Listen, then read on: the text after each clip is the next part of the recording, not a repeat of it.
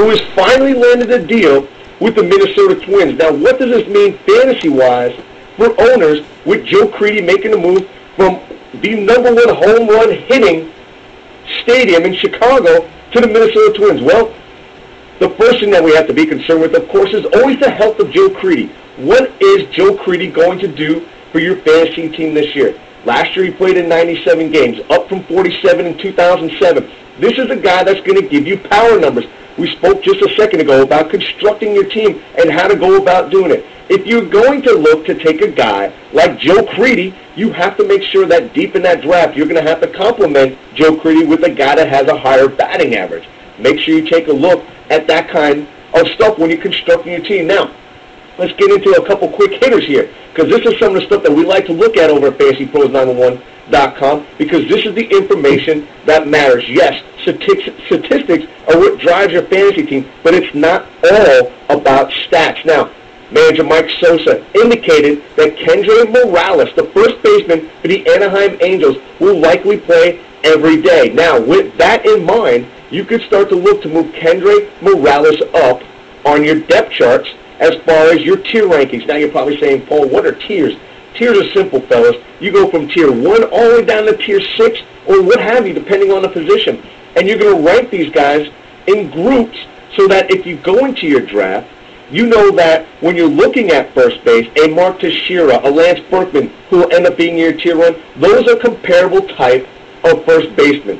So when you're putting and constructing your tiers, you want to take like-type players and put them into tiers. So, for instance, we use the first baseman. Tier 1 would probably have a guy like Ryan Howard, a guy like Mark Teixeira, a guy like Lance Berkman. I mean, the list goes on. And then you move to Tier 2. Now, Tier 2 type of guys aren't as good as Tier 1s, but, of course, they're above Tier 3. And this allows you to, as you go through your draft, figure out if you can't get a person in Tier 1, you go and take the top guy off your Tier 2 list. Look to make those type of tiers for your draft. And again, a guy like Kendry Morales now possibly, in my opinion, probably moves to the bottom of Tier 3, the top of Tier 4 for the first baseman. So keep that in mind. Now with Mike Sosa again coming out and saying that he will play every day. That's good news for Kendry Morales and for fantasy owners that own Kendry Morales in keeper leagues.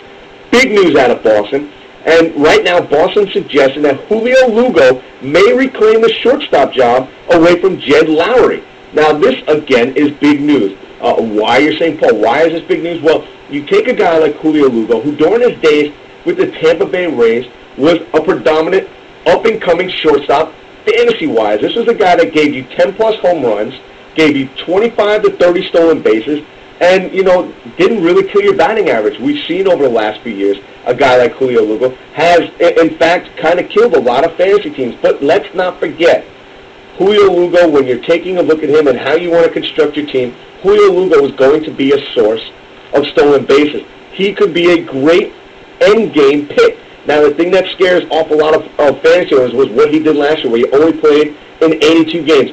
Here, I'm telling you, wipe out the 2008 season, focus on 2007 and before. This is a guy, in my opinion, is going to be a comeback player for your fantasy team. Look to target Julio Lugo in the late to middle rounds for AL as well as mixed leagues. Now, over probably the funniest injury so far, and I know we'll probably hear a lot of them, and that's Jose Guillen injured himself while trying to remove an ingrown toenail. I'll be honest here, Phil. This is definitely a guy that I'm not looking to target in my draft.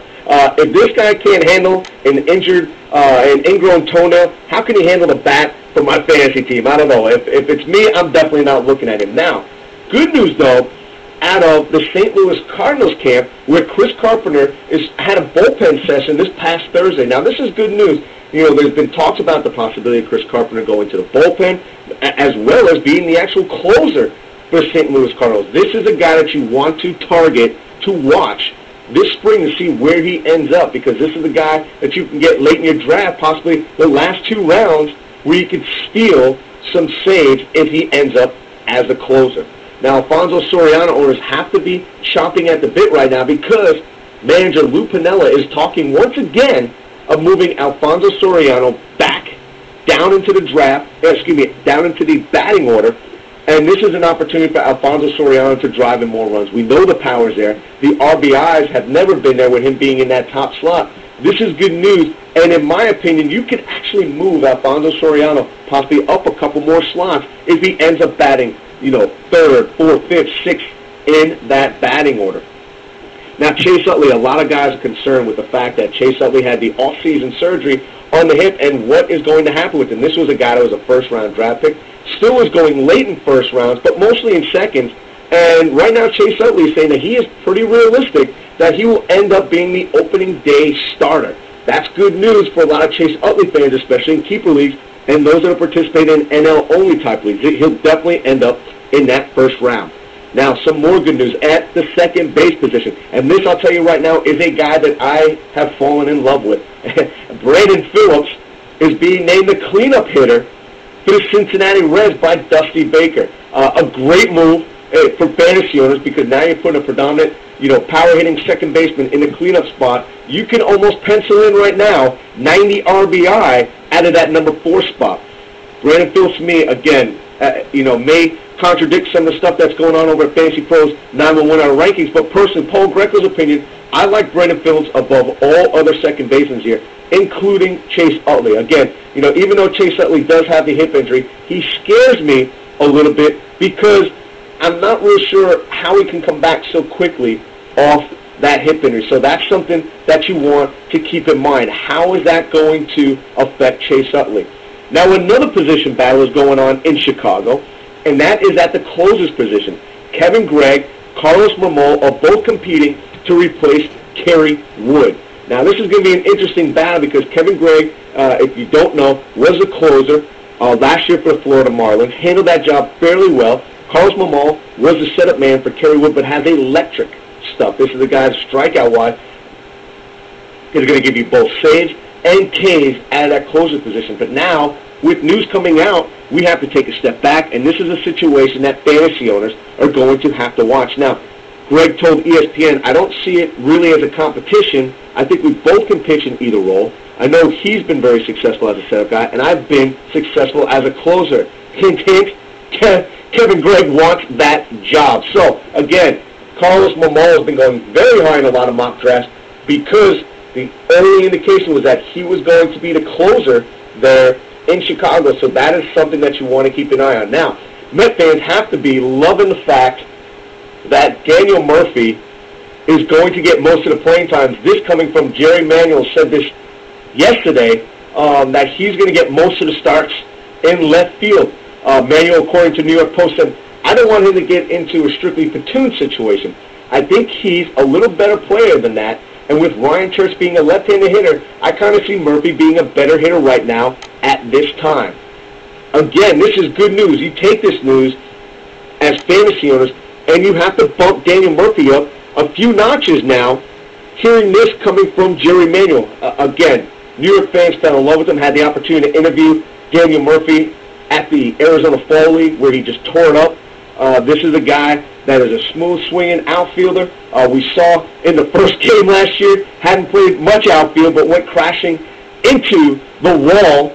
So this is a guy, again, that you're going to have to give, you're going to have to bump him up a few on your draft sheets because this is the guy that can handle the stick, and that's what fantasy owners are more inclined to understand. Now, over at Fantasy Pros 911, don't forget you guys can buy the $5 draft guide, which gets you 162 pages filled with information. Now, the coolest part about this is that if you purchase the $5 draft guide right now, you get weekly all our updated rankings, including the newest part of our arsenal, which is our ADP, which comes from listen, this is the Rolls Royce of ADPs coming from Kelly Feiger, who's over at FantasyGameDay.net and is a contributor to Fantasy Pros 911. You get it all, scarcity reports. You get the rankings every single Sunday night to keep you guys up to snuff with what's going on around fantasy baseball. We are getting ready to go into the greatest part of the season for many fantasy owners, and that is a draft. It is right around the corner. If you haven't signed up for a league, make sure you head over to FantasyPros911.com. Sign up for the leagues now. Get yourselves in because you guys will be playing the best of the best